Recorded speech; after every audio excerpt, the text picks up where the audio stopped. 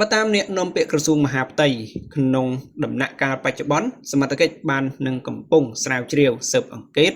និងប្រមូលភស្តុតាងចំពោះករណីដែលភាគីថៃបានបើកការបាញ់ប្រហារប្រជាពលរដ្ឋខ្មែរនៅភូមិព្រៃច័ន្ទដែលបណ្ដាលឲ្យពលរដ្ឋខ្មែរស្លាប់បាត់បង់ជីវិត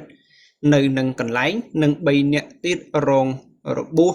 ដោយមានការចូលរួមពីក្រុមអ្នកសង្កេតការណ៍អាស៊ាននិងអ្នកជំនាញបរទេស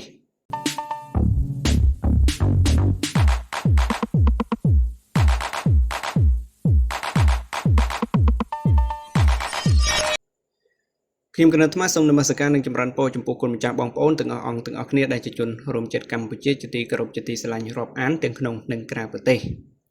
អញ្ចឹងនៅក្នុងវីដេអូនេះខ្ញុំកណ្ដាលថ្មមានអត្ថន័យនៃខ្លឹមសារកាសែតថ្មីមួយទៀតហើយដែលចុះផ្សាយនៅថ្ងៃទី15ខែវិច្ឆិកាឆ្នាំ2025នេះតែម្ដងនឹងអញ្ចឹងគឺកម្ពុជាត្រៀមនឹងប្តឹងបានន័យថាកម្ពុជាចុះប្រមូលភស្តុតាងជាក់ស្ដែងដើម្បីត្រៀមប្តឹងទៅអាជ្ញាធរមានសមត្ថកិច្ចអន្តរជាតិផ្សេងដើម្បីឲ្យលោកជួយដោះស្រាយជាមួយនឹងការប្រព្រឹត្តនៅទង្វើដ៏សាហាវយង់ខ្នងរបស់ពួកអាចោសៀមដែលបានបើកការវាយប្រហារមកកាន់ប្រជាពលរដ្ឋខ្មែរស្លូតត្រង់របស់យើងកាលពីថ្ងៃទី12ខែវិច្ឆិកាឆ្នាំ2025ក៏ជាព្រឹត្តិការណ៍មួយដែលកើតឡើងសារជាថ្មីម្ដងទៀតដែលយើងគួរតែចងចាំផងដែរអញ្ចឹងនៅក្នុងអត្ថន័យនៅក្នុងកាសែតនេះយ៉ាងណានោះយើងនឹងទៅដឹងបន្តិចទៀតនេះអញ្ចឹងមុននឹងចូលទៅ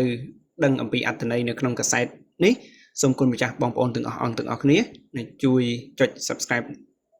Channel YouTube របស់ខ្ញុំកណ្ដាលថ្មម្នាក់មួយផងដើម្បីទទួលបានវីដេអូថ្មីៗជាបន្តបន្ទាប់ទៀត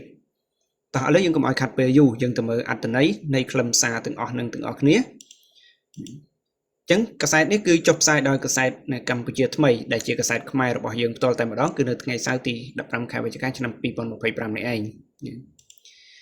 ចឹងនៅក្នុងចំណងជើងគេសរសេរធំថានៅកម្ពុជានឹងពិចារណាប្តឹងទៅកាន់ស្ថាប័នពាក់ព័ន្ធមានសមត្ថកិច្ច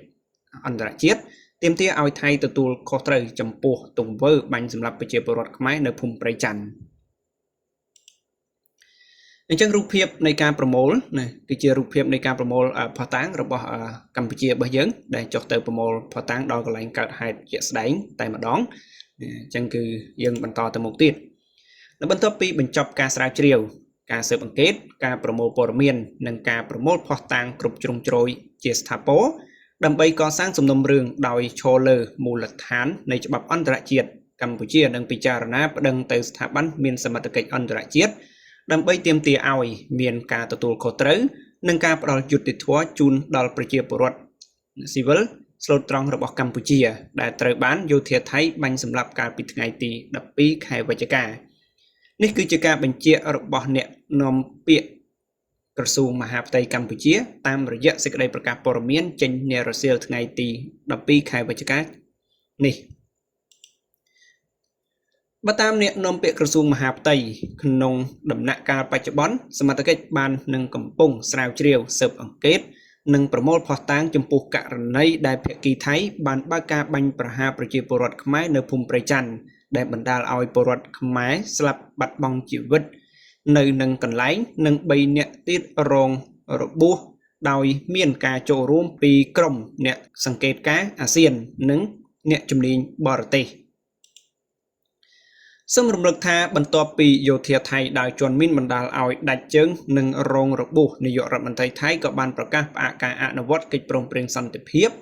ក្រោយមកនៅវេលាម៉ោង 3:50 នាទីថ្ងៃទី12ខែវិច្ឆិកាយោធាថៃក៏បានបើកការបាញ់ប្រហារមកលើពលរដ្ឋខ្មែរស្លូតត្រង់នៅភូមិព្រៃច័ន្ទ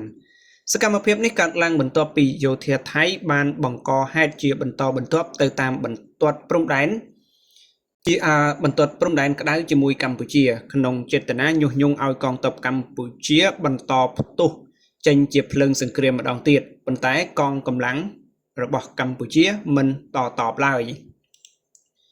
ជំវិញទង្វើយោធាថៃបាញ់សម្លាប់ពលរដ្ឋខ្មែរស្លូតត្រង់ប្រមុខរាជរដ្ឋាភិបាលសម្ដេចហ៊ុនម៉ាណែតបានប្រើប្រាស់វិធីសាស្ត្រនៃការទូតធ្វើការថ្កោលទោសនិងតវ៉ាទៅកាន់ភាគីថៃទោះជាយ៉ាងណារាជរដ្ឋាភិបាលទីក្រុងភ្នំពេញមិនបានជ្រើសរើសវិធីសាស្ត្រប្រើអាវុធឬកម្លាំង នឹងអំពើហិង្សាឆ្លើយតបទៅកាន់ភាគីថៃវិញឡើយព្រោះរាជរដ្ឋាភិបាលទីក្រុងភ្នំពេញយល់ថាការដោះស្រាយបញ្ហាដោយអំពើហិង្សាឬប្រើប្រាស់កម្លាំងប្រដាប់អាវុធគឺមិនផ្ដល់ផលប្រយោជន៍ណាមួយឬមិនបង្កលក្ខណៈវិជ្ជមានសម្រាប់ការដោះស្រាយបញ្ហាព្រមទាំងបង្កហានិភ័យគ្រោះថ្នាក់អាយុជីវិតនិងទ្រព្យសម្បត្តិរបស់ប្រជាពលរដ្ឋស៊ីវិលស្លូតត្រង់ថែមទៀតចំណែកភាគីថៃបង្កហេតុជាបន្តបន្ទាប់នាយករដ្ឋមន្ត្រីកម្ពុជាបានទូរស័ព្ទទៅកាន់នាយករដ្ឋមន្ត្រីម៉ាឡេស៊ីនិងប្រធានាធិបតីសហរដ្ឋអាមេរិកដើម្បីបញ្ជាក់ពីការវិវត្តថ្មីៗនៅតាមព្រំដែននិងជំហររបស់កម្ពុជាក្នុងការដោះស្រាយបញ្ហាដោយសន្តិវិធីនេះគឺជាអ្វីដែលកម្ពុជាចង់បានកម្ពុជាអត់ចង់មានបញ្ហាជាមួយពួកចៅទាំងអស់នឹងទេប៉ុន្តែបើទោះបីជាយ៉ាងណាក៏ដោយពួកចៅក៏វានៅតែព្យាយាមរកល្បិចរកវិធីដើម្បីយករួចខ្លួនឲ្យទាល់តែបានដែរចៅវាមិនទទួលស្គាល់ថាខ្លួនឯងជាចៅនោះទេហើយមនុស្សខូចក៏ពិបាកនឹងកែផងដែរដូចជាពួកចៅសៀមអញ្ចឹងជាដើមគឺបើឲ្យវាកែភ្លាមវាមិនងាយនឹងកែទេហើយក៏មិនបាច់ថាភ្លាមទេបើយើងគិតទៅវាចរិតរបស់ពួកវាគឺតាំងពីណាពីណីមកហើយគឺវានៅតែប៉ុណ្្នឹងរឿងរ៉ាវមិនចេះតិចដងទេជាមួយនឹងកម្ពុជាតាំងពីរឿងកាលពីមានបញ្ហាជាមួយនឹងអីគេការប្រកួតបវរកញ្ញាដែលម្ចាស់ផ្ទះយើងដែលកម្ពុជាយើងធ្វើជាម្ចាស់ផ្ទះលើកមុនណាពួកវាចូលមកថាអីគេកម្ពុជាមហូបនៅកម្ពុជាស៊ីមិនកើតស៊ីមិនអីហ្នឹងចឹងហើយថាមហូបកម្ពុជានឹងសិតតែស្អីណែវានិយាយរួមរឿងហ្នឹងបន្តតាំងពីនឹងមកមានបញ្ហាជាមួយវាណាពួកអថៃពួកចៅសៀមហ្នឹងគឺវាព្យាយាមរករឿងកម្ពុជាយើងរហូតដល់មានបញ្ហាចំនួនព្រំដែនជាមួយគ្នាហើយរឿងហ្នឹងវាមិនមែនកើតឡើងតែម្ដងទេកើតឡើងជាច្រើនដងមកហើយអារឿងព្រំដែនថៃជាមួយនឹងកម្ពុជាយើងហ្នឹងណាដោយវារកលេសចង់បានទឹកដីចង់បានប្រាសាទឈរជើងឈរអីជាមួយនឹងឈរជើងនៅលើប្រាសាទរបស់កម្ពុជាអញ្ចឹងណាអញ្ចឹងវាចិត្តវាតែមួយទេគឺវាធ្វើម៉េចត្រូវតែយកប្រាសាទនឹងឲ្យបានយកទឹកដីកម្ពុជាមកចំណែកបន្ថែមទៀតឲ្យបានព្រោះវាដឹងថាប្រទេសរបស់វាជួបសេចក្តីវិនាសជួបសេចក្តីអន្តរាយណាធម្មជាតិដាក់ទោសវាឬក៏ដោយសារតែបុព្វបុរសដូនតាខ្មែរយើងដាក់ទោសពួកវាឲ្យវាវិនាសហិនហោចអស់អញ្ចឹងណា